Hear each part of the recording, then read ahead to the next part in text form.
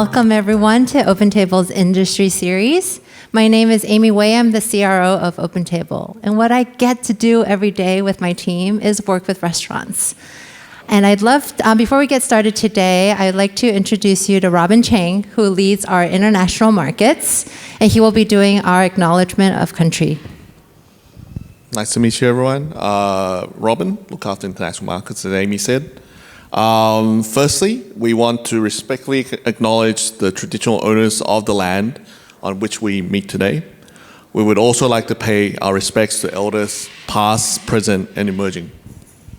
As an Aussie living in London, it's always nice to come home. I'm very excited about coming home. You guys don't understand what it's like to be able to have a good cup of coffee after not having one for about 12 months. And it's always interesting for me to come back and see the Australian version of hospitality, which is being welcoming without all the fussiness, which sometimes you get in Europe.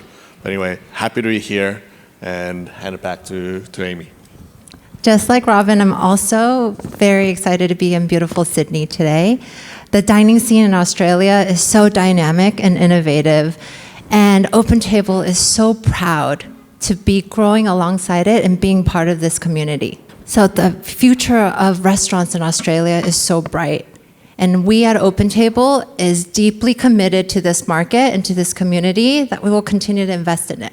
The purpose of our industry series tonight is really to bring together the hospitality community so that we can share some insights and to give you a chance to learn from one another.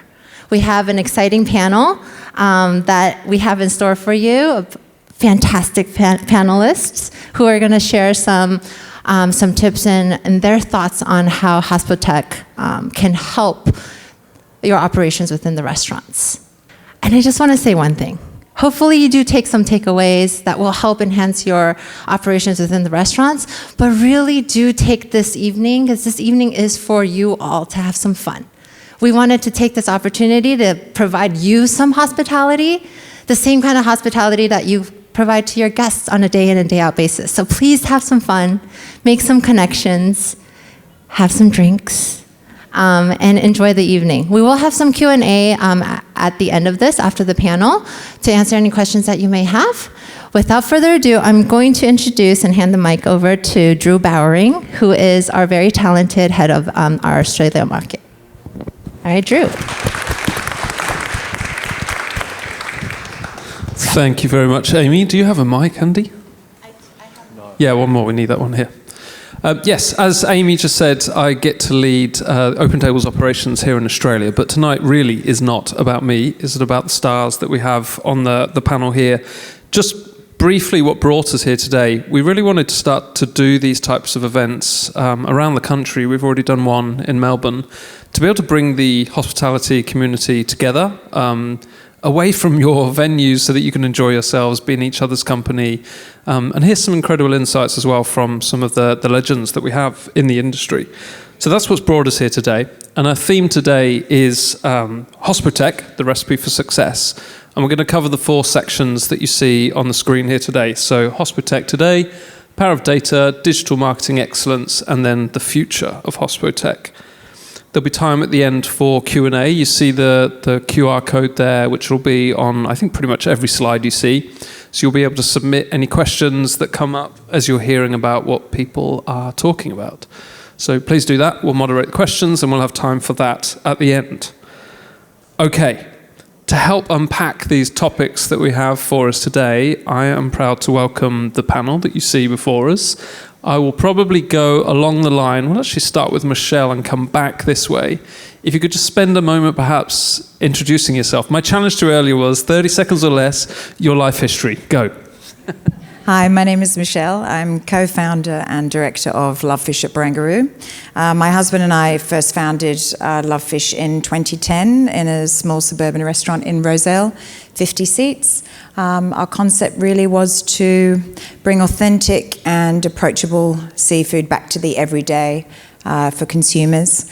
We expanded and moved to Barangaroo in 2016, which has been an epic journey. We moved from a 50 seat to 175 seats, and huge learning curve, but a very exciting adventure that we've been on. And And really in sort of two parts, I guess, pre and post-COVID, as everyone else, two very different business models. But yeah, and that's really our story. Thank you. I'll pass on. Thank you. I'm Damien Grossier. I'm the Executive Manager of Food, Beverage and Events for Illawarra Catholic Club. So we're down south in Hurstville. My journey in Australia started in 2006. So I started in fine dining, working for Guillaume Brahimi at the Opera House, and then worked Crown Melbourne, Crown Perth, the Star Casino, before moving into the dark side of clubs. And it's been a fantastic journey. My aim in this industry is obviously to bring a level of food and beverage offering in clubs that we haven't seen before. And I'm really trying hard to elevate that style of service and bring that fine dining experience that I have into the club industry. And thank you, OpenTable, for inviting us.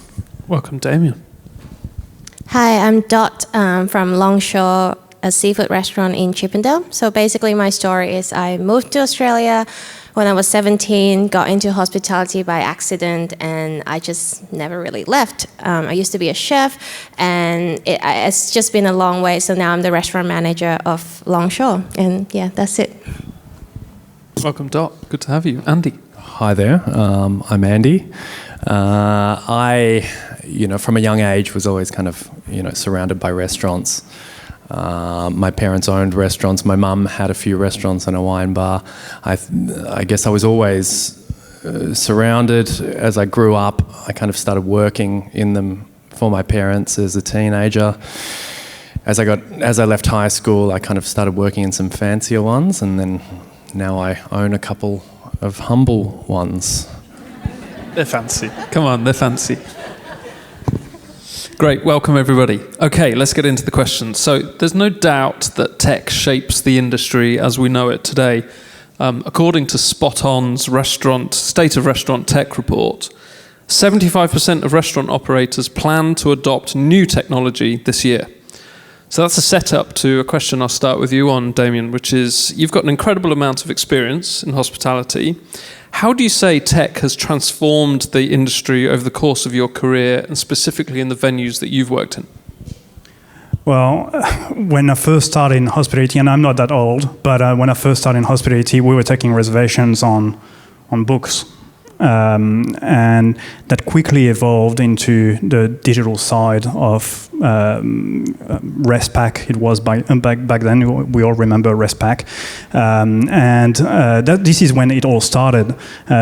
This is when we started to see that the digital side take shape, and that allowed us to reduce labor, and then we saw that side of internet taking shape as well, and all of a sudden we're taking reservations online. And I think technology has evolved so quickly. I mean, I've been in Australia for 16, 17 years, right? So it's not that long when you look at it. That also means a lot of people had to learn very quickly how to do it. And I think we're in that phase where, even though we all think we know, I think we all know only 50% of what we should know about online marketing and digital marketing. And this is why this type of events are still taking shape, is because we still either don't have the knowledge or don't have the time to actually use the technology. And that's what's important to know as well, is that technology, when you run a restaurant, is very difficult because you've got to allow the time for it. And I can tell you we've got maybe 5-6 different venues in total. We've got 4 marketing people in our team, and we still can't do everything we want to do. Far from that. In fact, I think we should hire another 5 to be able to do everything we want to do with digital and marketing. So there's a lot to talk about today. I hope that answers your question. Yeah, I mean, the main thing I've taken there is that despite there being a heck of a lot of changes and advancements over the past 15, 16 years, it still feels like there's so much more that we don't know, or that tech will solve for in the future. So we're not at the end of this game at all. Dot, you've had a very varied career in hospitality. You mentioned a couple of things there. You've ranged from back of house to front of house, and now venue ownership as well. So how would you say tech has improved the efficiency of your restaurant from the kitchen to front of house operations? Well, to me, is that I feel like I'm not as old as Damien. So I'm a little bit younger. I grew up in a world where when you book restaurants, it's always online. I'm going to lose this fight at some point. No, but all jokes aside, I just feel like it's the feature of how customizable of technology towards business owners is like continue to amaze me without compromising the guest experience. So everything that they develop is actually enhancing the guest experience, but also allowing us to have more control on the staff, if that makes sense. So like, for example, at OpenTable, at Longshore, we have 3 different menu offering, and we get to ask the guests to pre-select a offering before they step into the restaurants. And to me, that is such a huge bonus because then the chefs knows what to prep, the chefs know what to order, and the front of house also know how to navigate their service a lot better. So in a way, to me, it is almost you are already winning the customers over before they even step into the restaurant. And those features to me is almost like an effortless way of communicating between the back of house, front of house, and the guest that is not even in the restaurant yet. So to me, yeah, that's my answer. Yeah, no, it makes sense. There's like a red thread from the beginning of the customer's journey where they state the intent of the type of experience they want to have, and technology enables that to come all the way through your operations, front of house and back of house. Yeah, and also there's you see a lot more and more add-on features when you make reservations with restaurants as well. For example, a glass of champagne. I know that Clambar does the seafood tower that you can choose to have. It's $140. It's super worth it. And so for me, all of those things is like extra revenue already before you actually get the customers to come in. And also, it's also a lot easier for me to talk to them because I already know what they want. And we all know that if you work on the floor, time is literally gold. So for me, these technology and data allows me to save so much time on starting a table and allows me to have more time to give them a more genuine service as well, I think. Yeah, I think you've touched on something else important there as well, which is there's an efficiency point, time to service, makes your operations efficient. Compared to a walk-in, though, if someone's thinking about what they want from their experience and you're able to upsell before they've even arrived, like the value of a pre-booked online diner versus walk-in, I think we see in our data anywhere between 20 and 60% higher of like an OpenTable booker versus walk-in. It's pretty powerful from a revenue point of view as well. Yeah, definitely a really good feature. Can I just add, I think something we need to be careful with is the education piece for the guests as well. Again, technology is moving so fast, we've got guests that can't catch up with it. And we are at the risk of excluding a portion of our market share because technology is moving so fast and we completely remove the interaction piece. And a lot of people still like a good phone call and they want the old school form.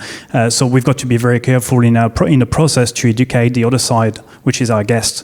And yeah, I think that was important to raise that because we don't seem to do that enough. It's a really good point. You've got my notes as well because that segues perfectly into what I'm about to talk about. But it's funny, it reminds me of a conversation I had with my parents last night where they said they didn't enjoy their holiday because the local tavern, as it was, you could only order by QR code and they weren't comfortable with that. And they wouldn't accept any other type of booking. Whereas we know how powerful QR codes have been in general, but not for every demographic. So yes, let's talk about the human touch. Tech advancement's clearly a positive for the industry, but we shouldn't undervalue that human touch that is part of the dining experience. According to a recent OpenTable diner survey, 60% of people say that they dislike ordering off QR codes. So whilst a powerful thing, it needs to be held in check, kept in balance. Andy, I mentioned to you before in the not-so-green green room that I've had the privilege of eating at Clambar for your first ever lunch service, and it was a wonderful experience.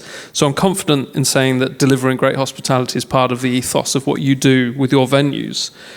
How do you think restaurant owners can strike that balance between the use of technology and all the benefits it provides, but still delivering on that personal touch? Well, I guess for me, I've always kind of tried to work out where to draw the line between technology and personal touch. Bookings aside, I guess there's things like, integrated POS and handheld ordering systems, which, really just feel like you disengage a little bit from the customers by using those. So, I mean, even though there's ultimate efficiency in using a handheld kind of POS, it feels like the bright screen in your face. It feels like the time it takes to hit the button or type an edit on a food item really disengages from the experience. And so, I mean, whether it's that or, bookings, but bookings, I look more towards the efficiency of online bookings. But certainly when you're in the restaurant, most technology feels out of place, especially at ours. Yeah, I think it depends on what type of restaurants you are at as well. If you're more of a fast-paced restaurants, then I get all of those things are cons for you. But I think for like everyone here today, then the human touch is the special thing that we almost want technology to benefit us rather than completely eliminating. There's no more human touch, because for me, that's part of the reason why I want to go out as well. Yeah. I was actually on a recent panel myself, and one of the questions was advice for adopting technology. And my answer was along the lines of, it's all good, but you've got to know exactly what you're using it for. Don't just adopt it because you see everyone else adopting it. Like, what are you trying to solve for? You were mentioning that earlier in your career, you used to literally Google the people that were coming, what shoes do they wear, what watch are they going to be wearing, personal Massive names. stalker. Right. Big stalking, questionable legality. But the point there is that that's the human touch, so that when they come into venue, that's the type of interaction that you want to have with people. And tech enables that, but doesn't do it for you. Okay, Michelle, you mentioned Lovefish has been around for 13 years. Yeah. I understand you were one of the first restaurants to use iPads in service. We were, I think, 2012. So at that point, we had 52 seats. We only opened at night. So we opened 7 nights a week, 5 till 10. And it was it was a huge success. We had a huge following in our neighbourhood and outside of our suburb. But what we found is, once we were at maximum capacity, the issue with Rozelle was we're predominantly a BYO suburb. So we were quite limited. So we sort of hit that ceiling of what our revenue was. And then when I sat back and I looked at our business and I thought, how can we expand our revenue without expanding our trading hours? So I introduced order at table. So that was back in 2012. Now, at the time, we had very similar system to others. We had one point of sale system inside the restaurant. Everyone would individually take the orders and then put them in, but it was a big time waster.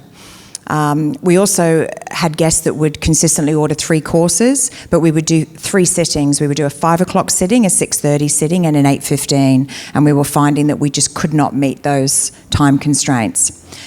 Introducing order at table meant that you could essentially have someone take drink order, press send. Whilst you're taking the entree order, the drinks are arriving at the table. Press send on the entrees, and often by the time you're still discussing the main options with the guest, the entrees are already hitting the table.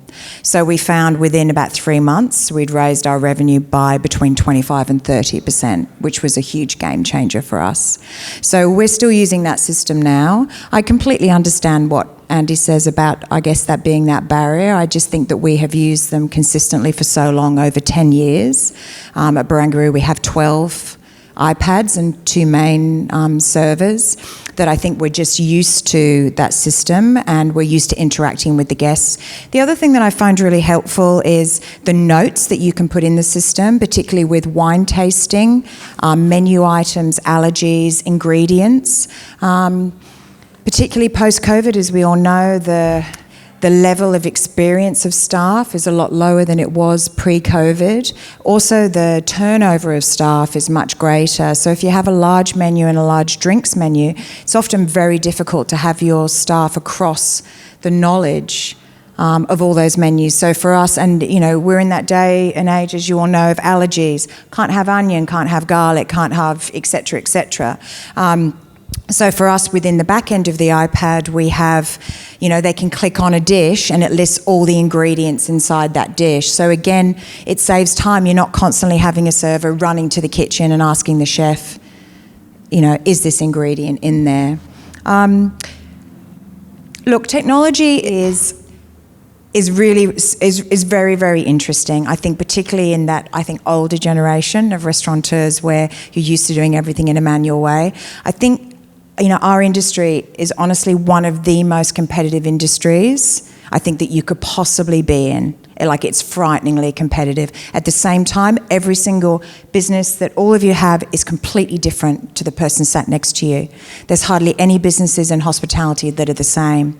So it's learning how to harness technology, because if you don't, you will be left behind. You will be left behind by your competitors. However, you have to harness it in a way that works for your business. And the most important aspect of that is you have to know your customer. You have to know your customer. And I think for us, we have such a diversity, such a huge customer base. The QR system, as appealing as it is to reduce our exorbitant wages, just would not work for us. So how we look at technology is our service hours, the hours that we have revenue are, say, 12 to 3 and really 5:30 till 10 p.m. But the actual business around that is really 24/7. So really what you need to use technology for is to reduce the hours outside of service and then still concentrate on that one-on-one touch in the service environment. So you have to look at technology as a way to enable you to spend more time with your customer rather than find a way to make it all self-service. That's how it works in our business. It's about making it seamless, but you still have to you cannot replace the interaction with humanity. That is, for me, that's what hospitality is. And I personally, no offense to anyone here, but if I have to go somewhere and I have no option but to order via a QR code, I don't go back. But that's just me. I've got people I know are a younger generation, they don't think twice about it. That's just what they do. So do we have that within our business? Absolutely, but there's a place for it. And it's not in our main dining and service area. Starting to feel awkward. We have QR codes up on the screen now, but it's all good. Just to finish off this section, that was really insightful. Thanks, Michelle. To finish off this section, I'd love to hear from anyone, really. What do you think, then, given the benefits of technology, what do you think are the reasons why venues might be fearful of embracing tech? Oh, it just seems too modern sometimes. Yeah, I mean, I feel like tech should be the, almost like the duck, running its legs under the water while it seems calm on top. If you were to look at our restaurant on a Friday night going into service, we're fully booked, but there is, there's a good, 20 cancelled tables that have automatically been cancelled and rebooked on their own. Now, when I was, it would be a good hour and a half every day, listening to the answering machine, listening to all the booking inquiries for tables we didn't have, listening to all the, all the cancellations for future tables which needed to be rebooked. On busy nights, you would run out of room on the page.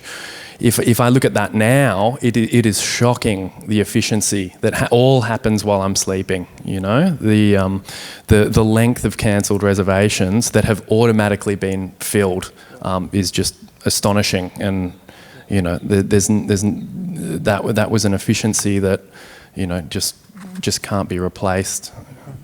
I think we've also all been there when technology goes wrong. And I think that's petrifying, because really your entire restaurant can come to a standstill.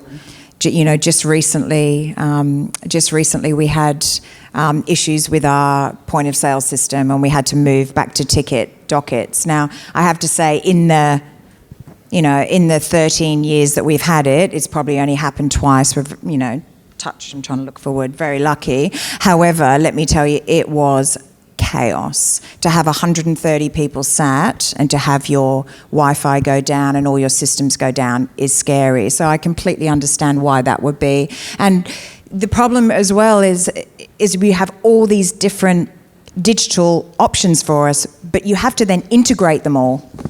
And the integration can be very, very difficult. You have to find a way for them all to work together, and I think that's a real challenge as well. Absolutely, integrations are important.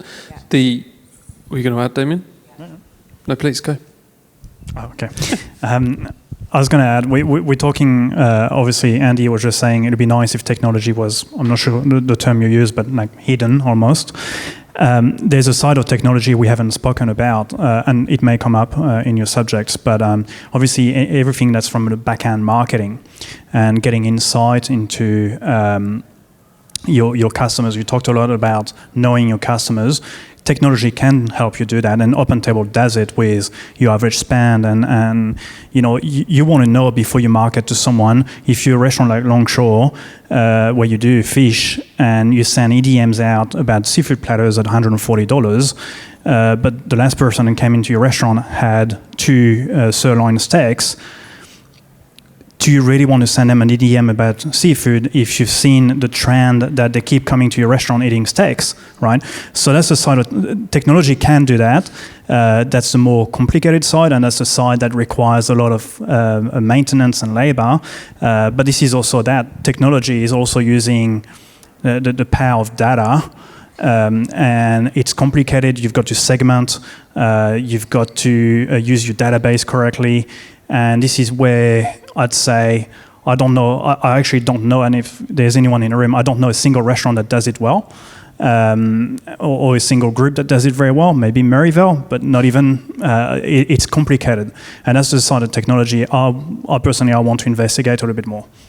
You're the perfect panelist, because this is our next section. We're going to talk about data. I'm always ahead of time, right? So tech and data. So I think we know by now, if not least because of what Damien just said, the importance of data sitting alongside technology, knowing your customers. The recent OpenTable State of Industry report that we do, it's a dashboard that shows how the macroeconomic environment impacts diner behavior. It's publicly available. You can go online and see all the data points. Looking at this, according to this dashboard, in August in Sydney, for example, we saw a 24% year-on-year increase for Thursday lunch demand. Big increase.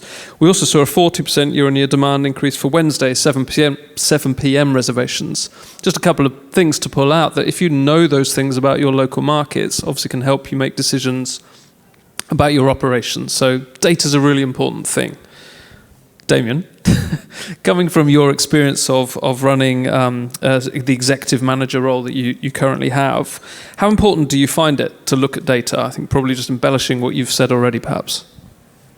Yeah, look, I think it's actually an essential part of our business. I mean, in where part of my role is I look after a sales team as well. So we've got event centers, and in event sales in particular, it's super important. So we are in a process of establishing some lead nurturing processes. So what that is you get a lead into your inbox, and what you want to make sure is that you keep nurturing that lead by sending automation emails, SMS. You want to be able to track when they come back to your website, and then you want to have to track that back into Facebook and target ads on Facebook. So they want, once they've touched your website, you want to make sure they see you absolutely everywhere. That's difficult in itself. Well, it's not, but it's time consuming. And we're starting to do that quite a bit, and there's easy ways of doing it. So you can use MailChimp, for example, and set up automation. So every 2 weeks they get an email about something different. Where technology, and I know it's in that subject, so I'm not going to talk about it, but where technology and AI are going to become important is then you don't want to just send them an email automation, you want to target that email to the right segment. So that's where AI is going to be important. How many of you here run ads on Facebook or AdWords? Not many, obviously, but the problem with a lot of restaurants and hospitality operators is they run ads. It may cost you $20 or $30 to acquire that one table of 2 that you have, So all of a sudden, we know how much profit we make in restaurants. So all of a sudden, your profit is already gone before you even come to a restaurant. They come in, and then you never try and get them back again. Yeah, you may send an EDM, but it's not targeted. The likelihood of them coming back is high if you've got good service and good food, but you may lose 80% of these people. They come once, they never come again. So what you want to make sure is when you spend a $20 or $30 on your AdWords or your Facebook ads to get at one table of two, you want to make sure they come back at least 3, 4, 5 times. Because what you see is a lot of restaurants are spending money on AdWords. They open a restaurant, they go all hardcore on ads, and then after 12 months they run out of money, and all of a sudden there's no one in a restaurant. Why? Because only the ads were keeping them up. Yeah, understanding that data and understanding your customer, as Michelle was saying before, super important. I won't say too much about it, but the OpenTable Pro product, the post-dining marketing, is exactly supposed to help with this. Know your diner, be able to target them based on segment, be a bit more specific about the type of creation and attraction offers that you're going to put in place. Talking about demand shifts, Michelle, what demand shifts have you seen, if any, at your venue? And how do you go about adjusting your operations because of that? That's an interesting question. Demand shifts. Goodness, I feel like customers these days want next level service, next level food at bottom prices. I mean, that's really the demand shift I think is out there at the moment. Look, I think, as I said, it's very, very competitive.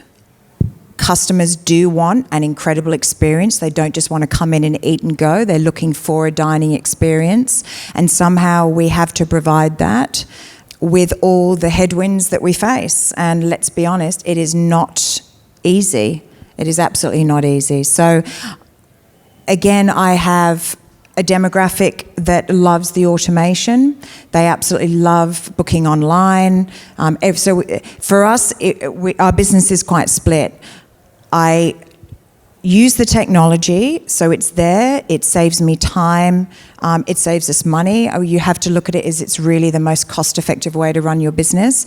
But we also still provide that one-on-one. I have someone at the end of a reservation line. I still have a reservations manager. I still think it's important to have that one-on-one human interaction. And I think if we did not have that, we would lose customers. So there are still those people that if they can't call up and book a table over the phone, they will just go elsewhere. So I think it's really important to be flexible. And again, as I said, there's certain tables and certain bar tables that perhaps we might have QR codes at, because I don't necessarily want to staff those sections when I'm not sure if it's going to be busy. But then at the same time, making sure that one-on-one level of service is there for the rest of the guests. So I think it's really just about being flexible. And I think it's understanding that using technology, setting up digital practices in your business is time-consuming and can be daunting, but in the long run, it's absolutely the way to go. You have to tackle it, and it will make your life. It's harder in the short term, but it will make your life in the long term much, much, much easier. Great. Andy, what would you say is you can read it as I'm saying it, what did you say is the role of customer data insights? What role does that play for you in terms of being able to surprise and delight your guests? Well, I guess the tagging that OpenTable offers with birthdays, anniversaries, any special, special occasion, I mean, is much more beneficial now because seating times are shorter. Traditionally there wasn't outbuys for tables. I guess historically when there was one seating a night on a weeknight, in a restaurant, and you had 3 hours with a table, God help you if you didn't find out that was a birthday.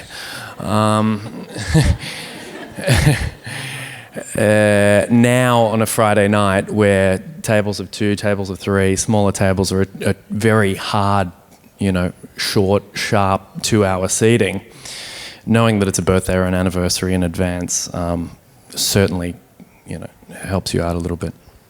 Yeah, awesome.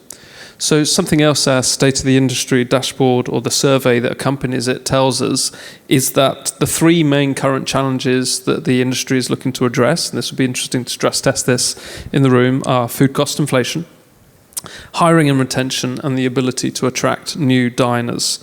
So Dot, from your point of view, how would you say technology has been able to help alleviate some of the pressures on your business from a hiring and retention perspective? Well, let's say, first thing that come to my mind would be, let's say if we're short staff on a Friday night, and I would probably block out all the 7 o'clock or 7:30 bookings, and just to allow my limited team to actually just focus on 6:30, and then they can get those time out by 8 and 8:30, because then I think those technology, those side of options for a business owner or restaurant manager helps me to actually tackle the game plan for the night, if that makes sense. Then I think a lot, like I mentioned before, I think with especially OpenTable's technology, the more that you develop, I feel like it is more user-friendly for us, but without compromising the guest experience, because the guests wouldn't even know that we block up 7 or 7:30. They probably just be like, oh, they don't have 7 o'clock, I'll just go at 6:30 instead. But in a way, it is actually us making the team perform a lot better without saying to them that, oh shit, we're like short staff. Like, sorry about your experience, because there's no excuse for us not to perform well. It reminds me of the duck underwater analogy. Like, you're controlling the demand without the customers having to see it. Like, it's still the serene duck swimming across the top of the water. Yeah, you just try to make it work. Awesome. Okay, let's move on to our third section, digital marketing excellence.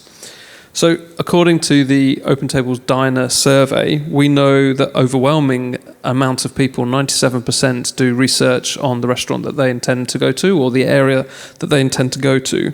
And it just goes to show what a quality digital presence, how important that is.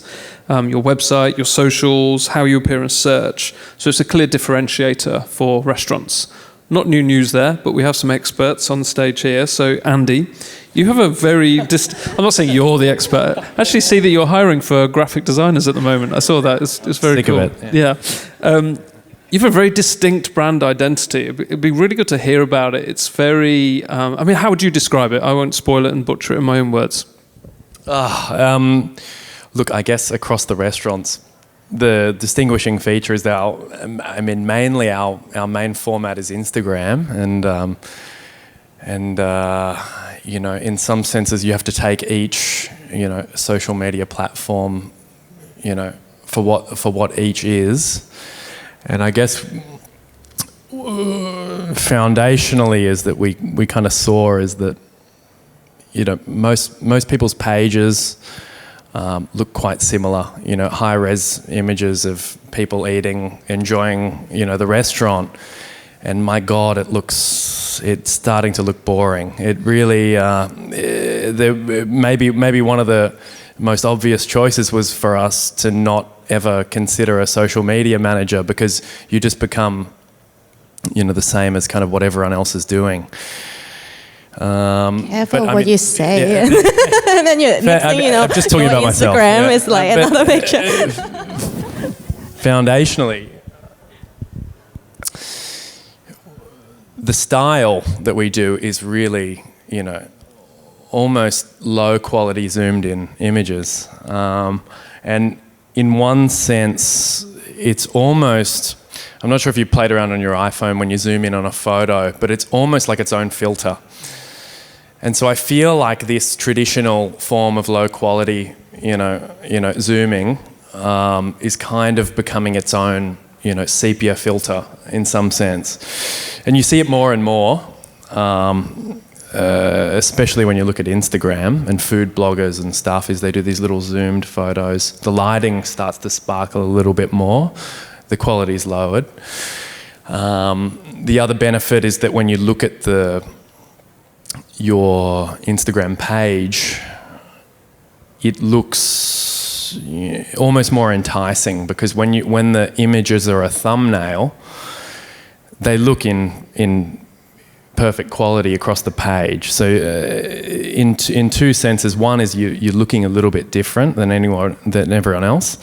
In the second page, when people look at your profile, you look a little bit more enticing. But that's just us differentiating ourselves, I guess. How do you get a read on the success of it? Because like you say, it is a contemporary approach. It's very different to how everyone else does it. Is it working? We just shoot from the hip. Yeah, I mean, genuinely, we just, we kind of do things that we like and cross our fingers. Yeah. Okay, cool. Michelle, considering how highly tech how highly tech literate younger generations like me what's your views on the importance of staying on top of developing social media trends? Yes, it's a tricky one. I think particularly for those of us that grew up without social media. I actually do the social media myself. I started that in COVID. I'm not sure like the rest of you. I think when COVID hit, I sort of stripped out everything really, whether it be marketing, PR, SEO, SEM, everything came out of the bottom line for survival, and there's much of it that I have kept. So I wish I was as hip as Andy when it comes to social media trends, but look, I do my best. Look, I think it is very important. I think Instagram is great. I don't use Facebook as much anymore, but I do find that I think Instagram really works.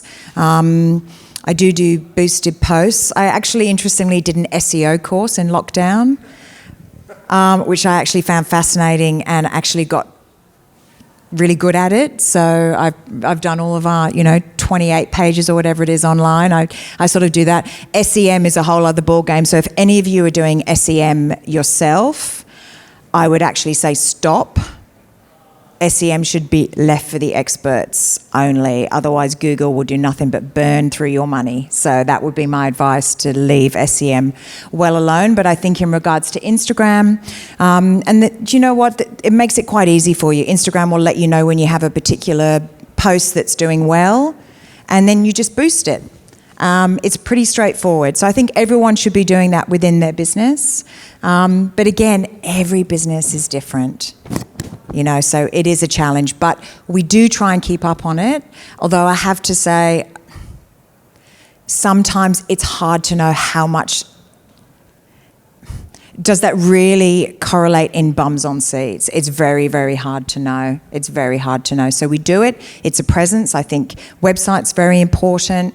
I think one of the things actually interesting, and I know we'll get to this, in lockdown, my first bit of AI, I put a chatbot. I programmed a chatbot on our website.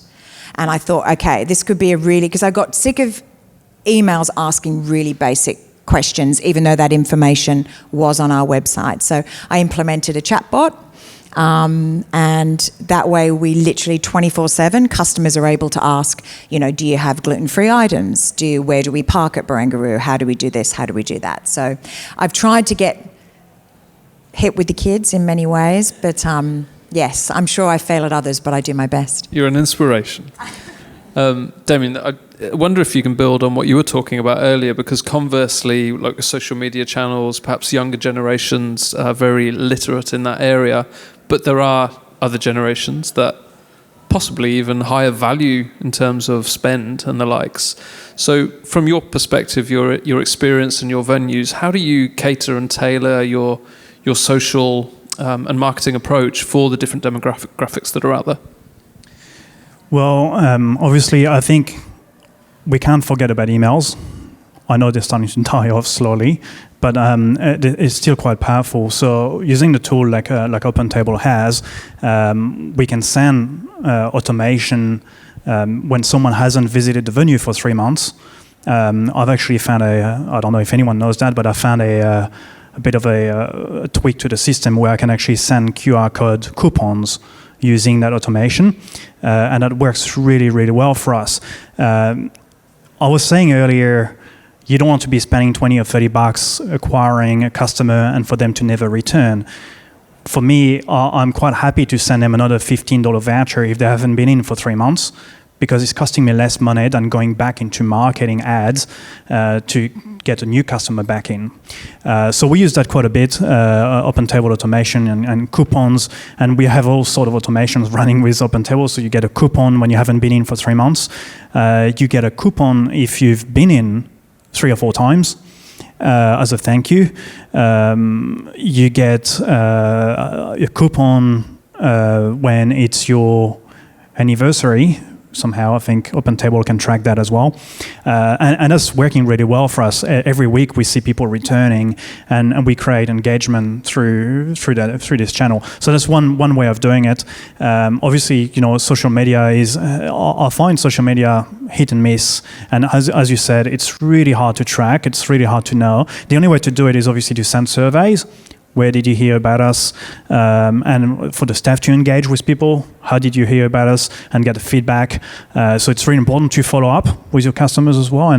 Sorry, I shouldn't say customers, with your guests, and finding out where they came from, because this is how you build your momentum. If you never hear anyone talking about the billboard you've got and you're paying 10 grand a year, maybe it's time to get rid of it. So yeah, this is what we do. Awesome, thank you. Okay. Let's move us on to the last section. You just mentioned AI earlier, and it's all about preparing for the future of HospoTech. It's a fascinating and, let's be honest, very emerging area still for restaurant tech, really, the world at large. We actually launched the first ChatGPT plugin to bring dining recommendations to undecided diners, and we've seen amazing potential development and progress with that. We also have chatbots on our site as well to help diners with the standard requests, and obviously chatbots and AI coming together is getting more and more powerful as technology. So there's a lot of promise in this area. Dot, actually really interested to hear what you have to say on how you think AI might shape the hospitality landscape in the future. So I think we've all talked about the benefits that you get from AI and technology. And they're all true. So I actually want to talk about something quite uncomfortable. So what are the consequences of having AI and ChatGPT? So recently, 2 days ago, I had the privilege to meet Katrina Wallace, who is, if you don't know her, she's the founder of Flamingo AI, and she is, I got it here, just let me find it. She is the CEO of Ethical AI Advisory, and I asked her face to face, I was like, what's your concern about AI and hospitality? And she actually came back to me, she was like, well, job loss, that's the first thing that came to her mind. And I said, really? So she was like, yes, so the World Economic Board literally say that in the next 2 years, 85 million jobs will be lost in the global workforce due to the coming of AI. And then 92 million jobs will be created because of the coming of AI. But are those 85 million is going to replace those 92 million? She said no. So that leaves me to a bigger question, because she's like, your sector, hospitality, is actually the first one that get wiped out. And I was just so shocked. I literally did not have any response to her. And she was like, yeah, because all of the jobs that you considered in hospitality are called entry-level jobs.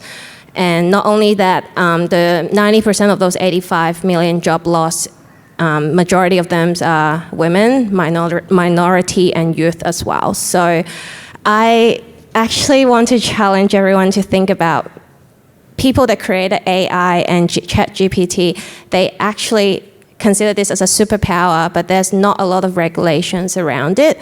And I guess my biggest question is that, where do we stop now, and why are we only talking about the good things, and why can't we talk more about the negative side of this, so that when we are creating all this amazing technology, then someone is actually paying attention to what's causing all the job security and job loss. Yeah, it's a cautionary tale for sure, and I'm not the expert, so I won't dive into it, but I know... No, I don't have an answer either, but it's scary. Even the OpenAI creators themselves, almost immediately after launching, said, hang on a minute, you guys need to regulate this. And she is like the founder of AI, right? And she told me that ChatGPT hallucinates. That's the exact word that she used. She's like, they get 60% of the data right, and then 40% they just make it up.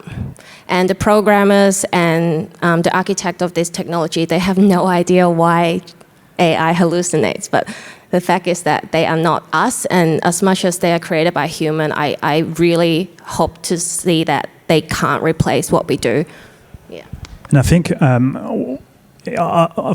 for me anyways, I can see now when someone writes an ad using AI, I actually disengage from the ad or from the brand. I read it and it feels so impersonal because you see, you find the keywords that AI keeps using, alleviate. There's 3 or 4 keywords you see absolutely everywhere, and you know when someone's used ChatGPT. And I find it a bit like, yeah, okay, you've just used ChatGPT. What kind of business really are you? So we've got to be careful with that as well. Is ChatGPT does not use different wording for different business. It will keep using the same keywords to write its ads, and I think it's important to note that. You will think it would evolve, and I was going to say, like, you expect it to be self-regulating from that point of view. It will evolve, right? But I do believe that the human touch in hospitality will not be replaced. It will not be. So we just need to look at, where, for example, so the AI we just simply use through the website as a chatbot. It's pretty standard.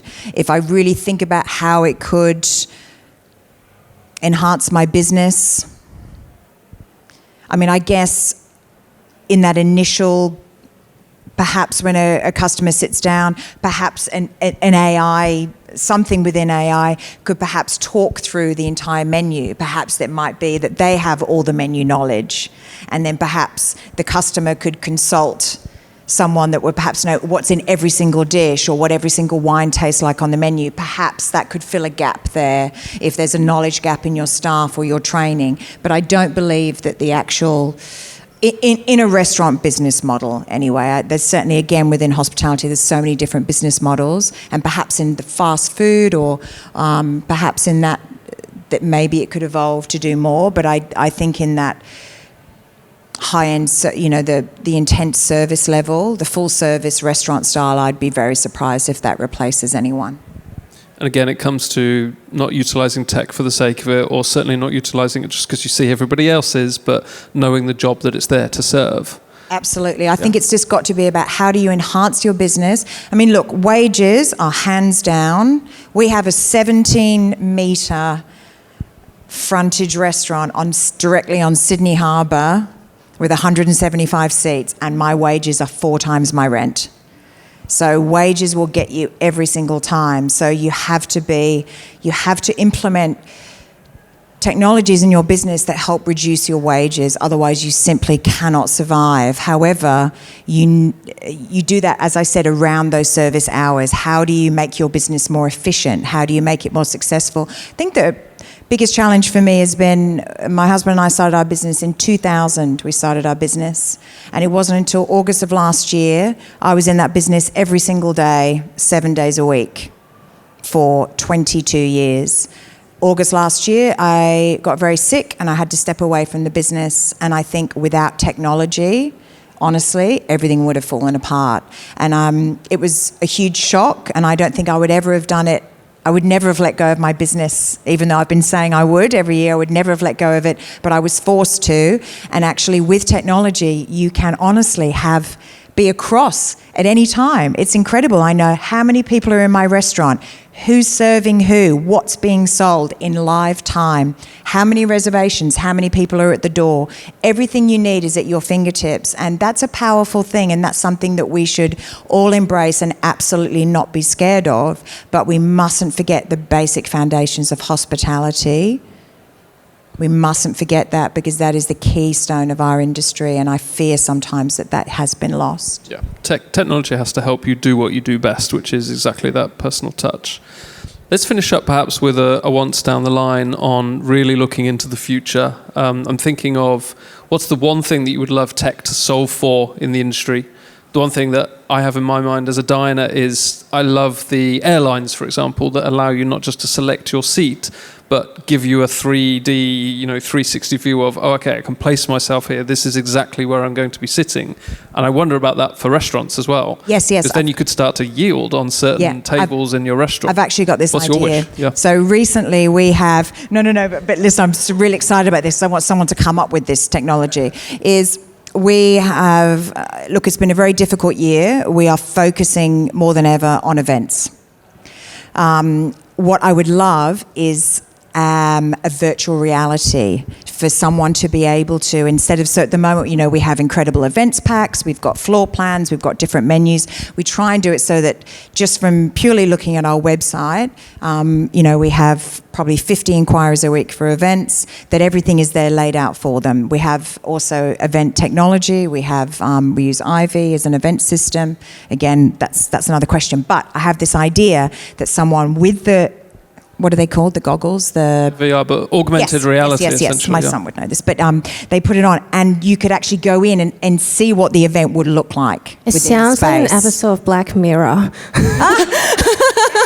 But I just thought, imagine if you could, through the website, or even through the website, but be able to go, right, this is the section of the restaurant I would like. There's 50 of us. How would this look? What would it look like if I put flowers here? Where would the welcome drinks be? I just think that would be absolutely fantastic. Definitely something in that. Damien, what's your tech wish?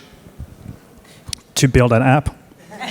Work for your business, right? Yeah, absolutely. We actually just implemented a couple of months ago. We've got, it's very basic, everybody does it, the 3D tour, but there's nothing pictures can do to show exactly every corner of the venue. So 3D tools really helped us getting people to walk through the venue. And I think you're right, using AI for that would be fantastic.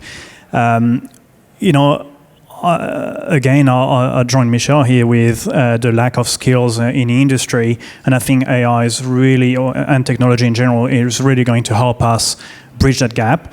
I don't think there is anything we can do. Well, there's things we can do, but I don't think we'll get back the level of knowledge we had once.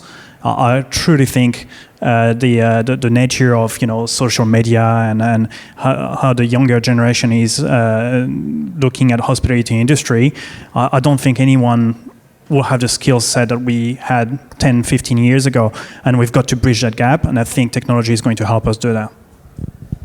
Andy, Dot, what do you wish tech could do for you in the future?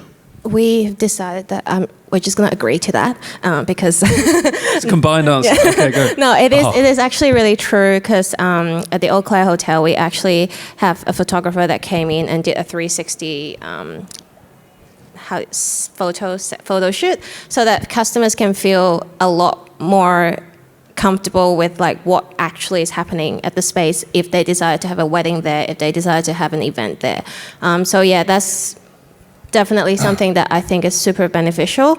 Again, it is very scary to think that if this is becoming a normal thing, how would it shape customers' behavior in terms of like, does that mean that you probably don't need an event manager anymore because you probably, nobody is going to be needed to walk through a venue, nobody is needed. So you actually save a lot of cost, but again, when is it going to come back and bite us? So I don't know.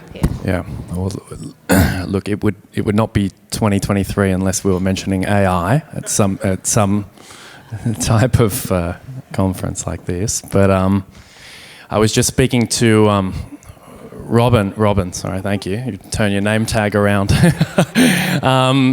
Just about, he asked what would I like to add to the OpenTable, and I've used it for many years now. I think since it must be 7-8 years I've only used OpenTable for. And I was saying is that the system was great, you know, going from timeline reservations to the table view I just thought that there was nothing better than that. I guess when he asked, what would you add? The most obvious thing would be some type of AI assistant, you know, that would be able to confirm. Sorry. Yeah, I read your sheet. Some type of AI assistant where, I guess there's, text message confirmations, there's phone call confirmations. OpenTable has its own messaging system.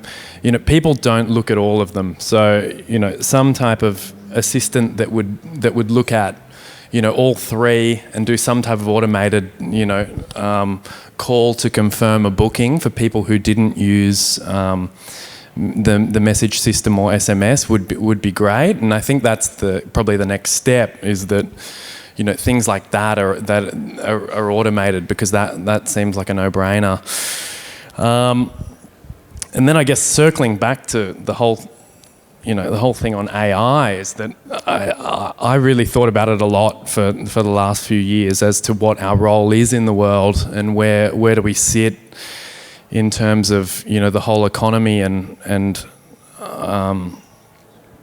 what our value is. But the more and more I think about it, I feel like it's been mentioned a few times throughout this, talks tonight, but human interaction is the absolute key to what we do. And, whether it's using OpenTable as a tool to increase the efficiency at which you talk or interact with a guest. I'm not sure if you've gone to a restaurant where they have the robots that, go from the kitchen and slowly, take a dish of food to the table. I mean, my God, we're not being automated soon. Yeah, if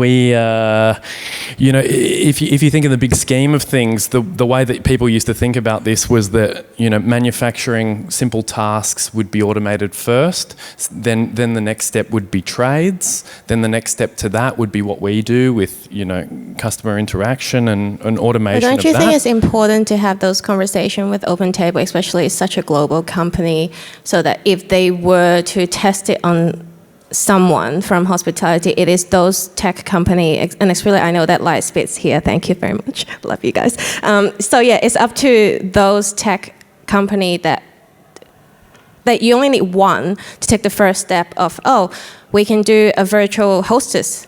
Then you don't need to hire that person anymore. So it only takes one company to actually take that first step to change the whole world on how hospitality is. So it should be talked about, and it's actually really scary because you don't know. Young people are very open-minded. So I'm sorry, Dot, I disagree.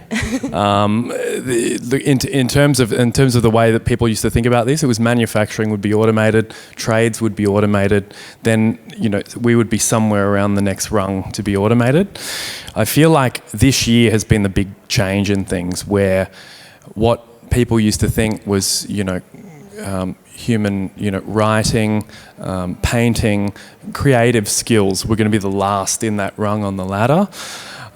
We've seen that if you've played with, ChatGPT or their other app, DALL-E, which is the image generator, my God, it's worrying to think if you're a painter or a writer, what will happen to your job. You can see that the strikes in Hollywood for writers are probably they understand how on the edge what they do is. If you ask it to write a TV sitcom, in the vein of Seinfeld about restaurants, it will spit it out in 2 seconds. If you ask ChatGPT to run a plate of food around your corridor, up the stairs to a table, and then smile at them, it cannot do it. It cannot come even close to that. I mean, I would say is that the more and more I've thought about it, the more and more our profession is safe, and maybe the only ones, we'll be one of the last to be automated. We'll be one of the last to, still be working in this world. If AI truly enough already. if AI truly, the last to be serving the bots. Yeah. No, I think it's true that the human interaction is the keystone, the cornerstone of this industry. Let's be realistic. It's not the food. The food is the vehicle for the experience in itself, and creating that experience is going to be a very human thing for forever, I believe. Okay, Jason is showing the phone at me, which means we need to move it on. We are done from this stage. How do I do questions? Who can help me out here? We've had questions. Have we had questions? That's the main question. If you want to add in any more, there's the QR code. Are you passing that to me and I'm reading them? Or yeah, cool. Passing it? Great. Okay. So, anyone can take this. Do you have examples of how technology can improve the efficiency and sustainability? Let's perhaps focus on that one. We haven't talked about that. The sustainability of restaurant operations, including food sourcing and waste reduction. There's a company called Trace, I think it is, who specializes in that. well, what they do, they've got a software that calculates carbon emissions. So you go through a series of questions, and the software calculates your carbon emissions. It's a bit like, well, you pay to offset your emissions, but there is one side of technology there, which I know of, and then you get to put a beautiful banner on your website and say how sustainable you are. So that's, I guess, the simpler side of of sustainability. But I'm sure we've got some great restaurants here that are doing a bit more in sustainability than we do. So I'd love to hear. Look like you're about to speak, Andy. Have you got an answer for that one, or Not really. no? Not really. Okay, no worries. All right. So, what would be your one piece of advice to any operators that aren't tech savvy but still want to present a digitally positive business? How do you fake it till you make it? I don't think there's many benefits to being a techie-looking business. I must say that there's an ease of access to a restaurant via online bookings, via emails, via whatever system there is. But I really feel like the more humble and the more authentic and the less techie we seem, it is truly the benefit to what our profession is. Yeah, Andy's right. I think the trick is to have it all hidden behind the scenes so the guest does not see it. So you have all the automations happening, all the technology behind the scenes, but apart from probably booking online and the ability for them to perhaps hop on and look at your menu and the basics. But yes, the idea is that they don't see what's going on behind. They're essentially their operational efficiencies. That's really what I think we need to focus on, rather than replacing that one-on-one experience. It's how we look at it from an operational perspective. Great. Okay, and then we perhaps finish up with one last one. What is one piece of tech you cannot live without? Why is it important for your business? OpenTable. Well, Yeah, OpenTable as well, obviously. I promise that question is written here. OpenTable, you say? Honestly, there's Aside from obviously. there's so many. I mean, even if just from the automation, payroll system. How I would pay up to 50 staff on paper with sign in and out on little clocking cards gives me anxiety. But probably the very basic would be point of sale. I don't think any of us could function I definitely agree. Yeah. without point of sale. And the old days of the clicky credit cards, click, click, click, and then you call up. I just need to authorise. Remember that? I think in a kitchens, obviously tracking your food costs, we've got technology for that. Cooking the books is a good example, but tracking your food costs, your beverage costs, automating your ordering, all of that helps on a day-to-day. So I can imagine a restaurant without technology, without OpenTable, without cooking the books, we'd have 20 more staff. And no business, because you couldn't possibly be profitable. Right. Yeah. We wouldn't be able to survive. Yep. To me, it's like the integration between different platforms. Because like OpenTable started as a booking platform, and then you're mentioning the POS system. So to me, it's all these different types of technology coming all together. Like the integration part to me it's just mind blowing, because I'm not that smart. Like I definitely can't do that. But like they made my job so much easier. So I think the integration part of all these different people providing different services that make our work a lot easier is something that I'm very thankful for every day. Yeah. Yeah, you mentioned Lightspeed before. We see it in our restaurant data, like performance data, that there's actually a gap of performance for those that have quality integrations between OpenTable. Lightspeed are a great example. So it's not just an efficiency gain, it's a performance gain as well. Yeah. Okay, we're going to wrap that up from a panel perspective now. Please join me with a round of applause for our wonderful panelists.